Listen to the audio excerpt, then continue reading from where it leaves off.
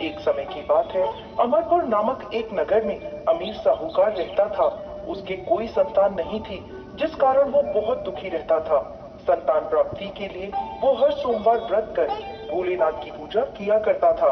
संध्या के समय मंदिर में जाकर भगवान शिव के आगे घी का दीपक जलाया करता था। उसकी भक्ति देखकर माता पार्वती बहुत प्रसन्न हुई और भोलेनाथ से कहने लगी, हे प्राणनाथ, ये आपका सच्चा भक्त है, कृपा करके इसकी मनोकामना पूरी कर दें। यह सुन भोलेनाथ बोले, पार्वती, पूर्व जन्म के कर्मों के कारण इसके भाग्य में संतान सुख नहीं है। परंतु माता पार्वती नहीं मानी। तब भोलेनाथ ने स्वप्न में उस साहूकार को दर्शन दिए और संतान प्राप्ति के वरदान के साथ साथ ये भी बताया कि उसका पुत्र अल्प आयु होगा और उसकी आयु मात्र 16 वर्ष की होगी।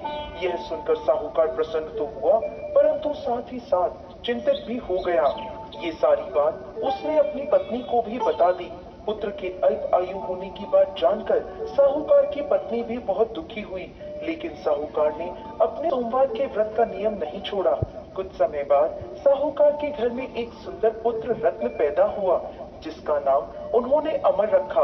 अब अमर 11 वर्ष का हो गया था, तो साहूकार ने उसे अपने मामा के साथ शिक्षा ग्रहण करने काशी भेज दिया। साहूकार ने उन्हें रास्ते के लिए कुछ धन दे दिया और कहने लगा, तुम जहाँ भी रात्रि विश्राम करो, वहीं यज्ञ आदि करके ब्राह्मणों को भोजन करवा देना। अमर अपने मामा के साथ यात्रा पर निकल पड़ा। रास्ते में वो एक राज्य में पहुँचे, जहाँ राजकुमारी का विवाह हो रहा था, परंतु जिस राजकुमार से उसका विवाह होना था, वो अचानक किसी कारण से एक आंख से अंधा हो गया। यह बात किसी को पता ना चले, इसलिए राजकुमार के पिता ने अमर से दूल्हे की जगह बैठने की विनती करी। अमर ने यह विनती स्वीकार कर ली और राजकुमारी चंद्रिका से विवाह कर लिया। विदाई के समय अमर ने राजकुमारी चंद्रिका को सारी बात बता दी और उन्हें अपने पिता के घर छोड़कर काशी की ओर चल दिए। जब अमर 16 वर्ष का हो गया, तब उन्होंने एक यज्ञ का आयोजन किया और यज्ञ के बाद ब्राह्मणों को भोजन कराया और अन्न और वस्त्र दान भी किए।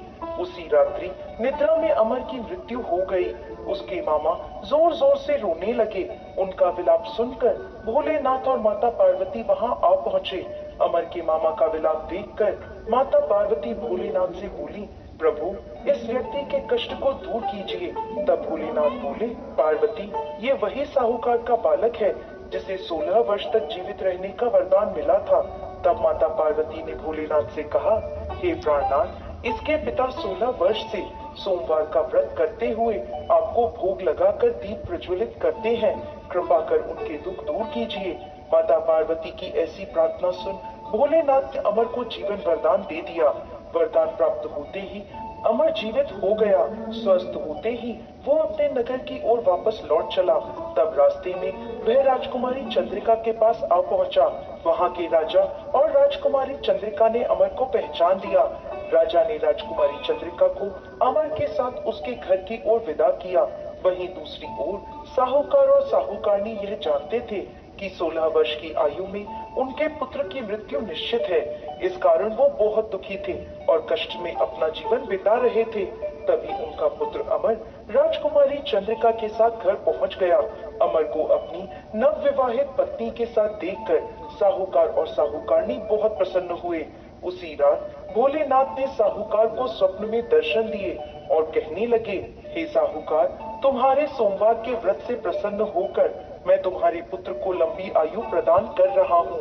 हे भोलेनाथ, जैसा दुख आपने पहले साहूकार और साहूकारनी को दिया, वैसा किसी को मत देना, और जैसे बाद में उनके पुत्र को लंबी आयु प्रदान करी, वैसे ही इस कथा को कहने वाले, सुनने वाले और हुंकारा भरने वाले सब पर कृपा करना। जय भोलेनाथ, जय माता पार्वती।